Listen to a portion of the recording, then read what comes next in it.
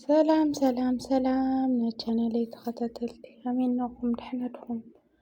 ኣነ ሰላም ኣምላኽ ይመስገን በቢዘለኹሞ ሰላምኩም ብዙሕ ትርፍ ይበለለይ እናበልኩ እምበኣር ንቻናለይ ሓደሽቲ ዝኾንኩም ሰብስክራይብ ብምግባር ቤተሰብ ሁኑ ማለት እዩ። ኩራተይ ቤተሰብ ድማ ብልሙድ ላይክ ሼር እናገበርኩም ምብርታዕኩም ኣይክፈለየኒ እናበልኩ ስለትገብሩለይ ምትሕብባር ምብርታዕ ደሞ ካብ ልቢ የመስግን ማለት እዩ። ኩራተይ ከመይ ከኒኹም ድሕና ዲኹም?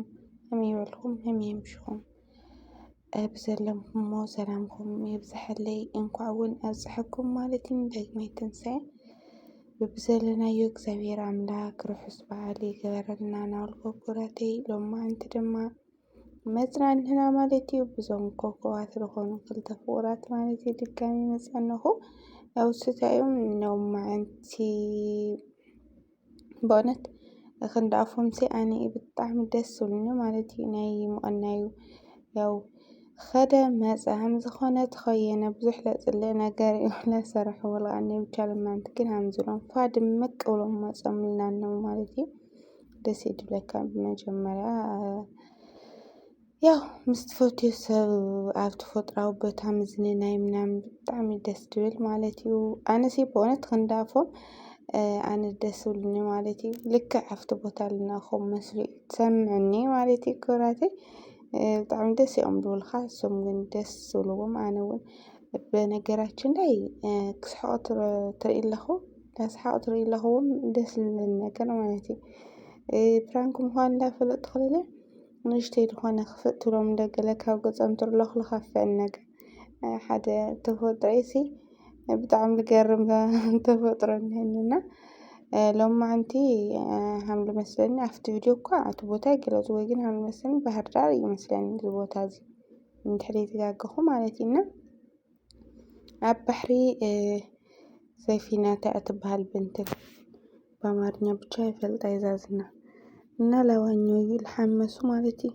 ላትዝናነዩ ምሕማስ ላይ ያው ባዕልኻ ምሕማስ ተኮይኑ ምሕማስ ዝብሃል ይመስለኒ ብቻ ግን ላትዝናነዩ ይርከቡ ማለት እዩ። ኣውደ ዓመት ብከምዚ ደስ ዝብል እዮም ኣሕልፎሞ ማለት እዩ። ኩራተይ በዚ ኣጋጣሚ ዝትፈትዮ ሰብ በዛም ላይ ተፈጥራዊ ቦታ እቲ ቦታ እዚ ረኺብዎ ኣለኹም ዶ ብተፈጥራዊ ብተኽላ መኽሊ ብኣረንጓዴ ተኽሊ በቃ ዝተኸበበ እዩ ማለት እዩ። እቲ ቦታ ብጣዕሚ ደስ ዝብለካ መንፈስካ ዘሕድስ ቦታ እዩ።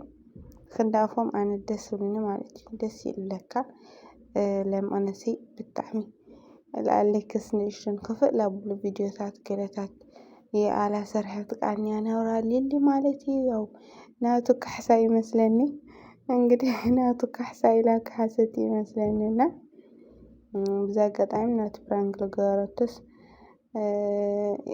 ቅፅዓት ይመስለኒ ልዑል ምድሳት እዩ ላብዚ ቦታ እዚ ወስዳ ተዝናንየላ ማለት እዩ። እሳ ግን እሱለ ዋላ ከምኡ ይብሉ ማለት እዩ። ኣብዚ ቦታ እዚ ከምዚ ዓይነት ነገር ተርእይኒ ገለ ተኮይንክስ ኩሉ ግዜ በቃ ፕራንክ ግበርኒ ገለ ይብሉ ማለት እዩ። እና ያው እቲ ቦታስ ብሓቂ ደስ እዩ ዝብል ማለት እዩ። እና ኣብዚ ያው ላትሰዓዓሙ ንብለኩም ማለት እዩ። እንግዲህ ትፈትዮ ሰብ ኣብ ተፈጥራዊ ቦታ ግርም ይብለካ ደስ ይብል ክንደኣፎም እውን ኣነ ደስ ዝብሉኒ ብድጋሚ ማለት እዩ። ኣውደ ዓመት ከምዚሎም ኣኽብሮም እኒሀው ማለት እዩ። ኩራተይ ሕና እውን ያው ካብ ስደት መልሲ ምስ ንፈትዮ ሰብ ማለት እዩ እንተስ ምስ ስድራና እንተስ ምስ ፍቅረኛና እንተስ ምስ በዓል ገዛና ወዘተረፈ ብቻ ከምዚልና ንዝናነየሉ መንፈስና ነሐድሰሉ ግዜ የምፅአልና ማለት እዩ።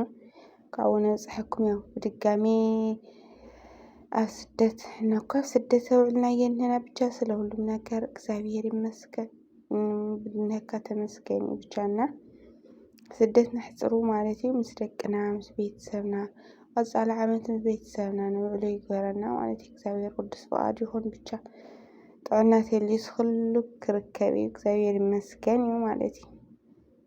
ዋላ ኣብ ስራሕ ንኹን ዓዲ መዳም ዋላ ኣብ ስደት ጥዕና ተልዩ ኩሉ ነገር ነርክበሉ ኢና ኣይዞና ማለት እዩ። ኩራተይ እና እንታይ ተሰሚዕኩም እስኪ ከምዝብሎም ስሕቆም ያው ብዙሕ ኣብ ኮሜንት እሰም ትኸፈአሉ በስመ ኣብ ኣነስ ግርም ዝብለኒ ክንዳየናይ እቲ ናይና ሰብስ ክንዳየናይ በቃ ሩሕ ክንዳየናይ ብሰብ ዝጭነቕ ቆርቋር ምዃኑ ግርም ይብለኒ ማለት እዩ ብእውነት በቃ ሰብ ትበኣስ ኣለዉ ፕራንክ ምዃኑ እንዳተፈለጠ ሰብ ትበኣስ ኣለውስ እቲ ሰብ በቃ ይጭነቕ ክንዳኣፎም ይጭነቕ ማለት እዩ ለለ ሰብ ትድሰት ለዉ እቲ ሰብ ተመስገን ኣነ ግርም ይብለኒ እዚ ኣጋጣሚ ክንዳየናይ ርሕራሓት ክንዳየናይ በቃ ናይ ሰብ ፍቕሪ ናይ ሰብ ጽቡቕ ነገር ትመነይቲ ምዃንናስ ኣነ ኣብዚኦም የርእዩ ማለት እዩ ንእሽተን ዝኾነ ነገር ተተባእሶም በቃ እቲ ሰብ ይኸፍኦ ቀድሙ ማለት እዩ ከምዚ ዝስሕቖም ገለ ከም ዝተርለኽሞም ትስሕቕለዉ እቲ ሰብ ደስ ይብለና ግርም ይብለኒ ኣነ እዚ ኣጋጣሚ ተመልከትቲ ያው ብጣዕሚ ጥዑያት ተመልከትቲ ንህቦም ማለት እዩ ልልና ኣለክስ ካብ ተመልከትቲ ለለ ብዙሕ ነገር እዮም ሓደ ተመልከትቲ እውን እንትን ንህቦም ክብሪ ንህቦም እርግጥ ዋላ ካብ ኣነጋግሮኦም ገለታት ብጣዕሚ ክብሪ ንህቦም ማለት እዩ እና ተመልከትቲ እውን ለኦም ብዙሕ ነገር በቃ ብዙሕ ነገር እዮም ለምህርዎም ብዙሕ ነገር ይመኽርዎም ተጥፍኦም ይመኽርዎም ተጻልኦም ብዙሕ ነገር ማለት እዩ ብእውነት ካብ ተመልከትቲ ብዙሕ ነገር ትምሃር ኮሜንት ተንብብኩም ብዙሕ ነገር ኢኹም ትምሃሩ ማለት እዩ ኣብ ሂወት ሓቀኛ ሂወት ትገበረ ነገር ኣብ ኮሜንት ዝጽሓፍ ገለ እና ኮሜንት እውን ኣነ ብዝጋጣሚ ኮሜንት ምንባብ ብጣዕሚ እየ ልፈቲ ማለት እዩ ኩራተይና ኮሜንት የንብብ እየ ብዙሕ ነገር ካብ ኮሜንት ብዙሕ ነገር ዝዓዘብኽዎም ነገራት ነው ማለት እዩ እና ብቻ ብጣዕሚ ደስ ልብል ማለት እዩ ኩራተይ ሃንዙልኻ እናለሃምዚ የውቃዕና ማለት እዩ ኩራት ናይ ቻናል ተኸታተልቲ እናዚኦም እውን ማለት እዩ እንታይ ኢና ንብሎም ከምዝብሎም ላስሓቑ የንብሮም ማለት እዩ ያስሓቑ ፍቕሮም የብዝሓሎም ላስሓቑ የንበሮም ኩሉ ግዜ ብሰሓቕ ብታሕጓስ ይንበሩ እየ ክብሎም ልኽእል ማለት እዩ ካብ ዝብላዕሊ ምምራቕ ኣይክእል ኢና ክብራተይ እና ቦትኡ ግን ባህር ዳር ድዩ ኣፍቲ ንኣቶም ቪድዮ ዳዳመፅኹውን እቲ ቦታ ኣነ ክገልጽዎ ይሰማዕኽዎ እና ኣበይ ቦታ እዩ እስኪ ኣብ ኬሞን ተቐምጥለይ ማለት እዩ ግን ቦታኡ ዋው እዩ ብጣዕሚ ደስ ዝብለካና